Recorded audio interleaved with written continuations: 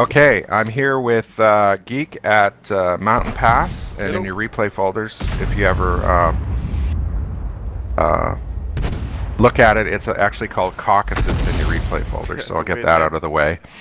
Now, this is a strange battle because the huge force that ought to be going up to H2 is not going there.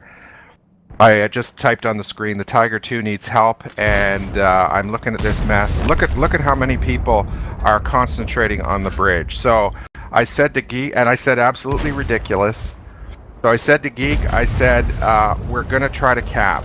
Like I've done this before. I can't fight those guys.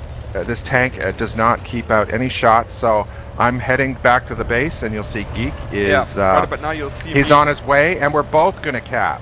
Yeah, Right? that's the He's plan. mobile. And I'll start the clock, and this will completely mess up the enemy team. Now, I often push Artie, so I'm going to push him. And you can see the Tiger 2's already been wiped out, and the Nashorn, they mounted no defense at all, and they're weak players. So we're just pushing along here, and I'm getting a little impatient.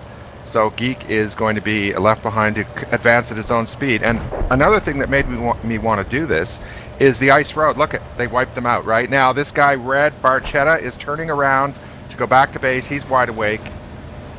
He's a good player, and I'm going to keep going because a fast vehicle can start the clock at the earliest opportunity. And here comes the E25. I don't know about his move, but he followed us. And I'm just going as fast as I can here. And you'll see those guys along the bridge, they've been wiped out too. They mounted, our guys basically have mounted no defense so far. So this is But we're, a last attempt at trying to salvage this game, basically. yeah. We can't beat them with the tanks we have. We don't have the firepower. The team isn't coordinated enough. So we're doing a last botched attempt, and So you can see on the mini-map, I'm almost on the flag. This game is being shown from Geek's perspective, although I suppose we could intercut. Now I'm looking up at the S51. I want to start the clock. I don't want to get hit, right? A lot of people would go up there and fight that S51, but I'm going to let the E25 do it. Because if I go up there, that resets the clock, right? Okay, I just hit the S51. The T25 is coming. He just fired and he missed. Geek is almost in the circle, and the only problem we have, the S51's been eliminated. The only problem we have is the Bulldog is incoming, and we'll see that here in a few seconds. And we're still only 4.5 minutes into this game, and I hit the guy. And then coming behind us, there's an IS-3A, and he finishes him off. So we can hit the spacebar, Geek. There's the victory, and if we hadn't made this move, it might have been a loss. And this map is the battles are isolated from one another. So there can be a battle on the ice road, there can be another battle at H3, there can be a battle of the bridge, and those three battles have nothing to do with one another. People can't really help other people, so you got to take the initiative, and this time it worked.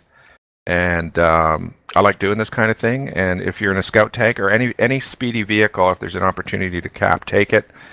You don't get in much damage, but you get the win on your record. So do you have anything to say, Geek? the game's never over till it's over. There's always a chance to win. Maybe some games are just that far gone that it's not possible, but there is generally always a chance to win if you can do something like this. Yeah, and it's.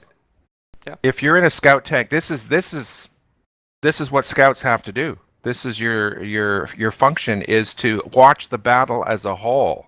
Like so many players in their heavy tanks or their TD that can't move quickly, they are zoned in on their battle drill, peekaboos and shooting people and aiming for the right spot, and their entire concentration is focused on that. But in light tanks, you set that aside and you think tactically at all times.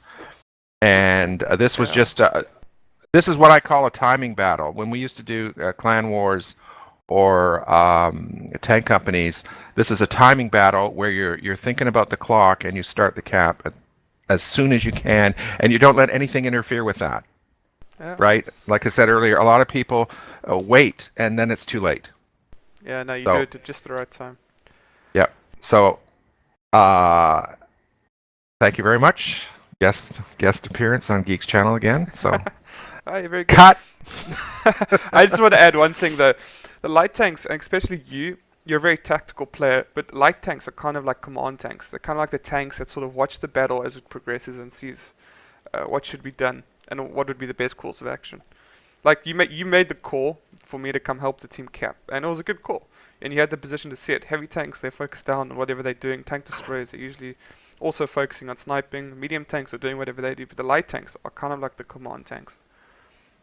And Oh, and actually, I should mention another thing. I tell the team what to do all the time, and yeah, if they only listen to you 50% of the time, you're way ahead.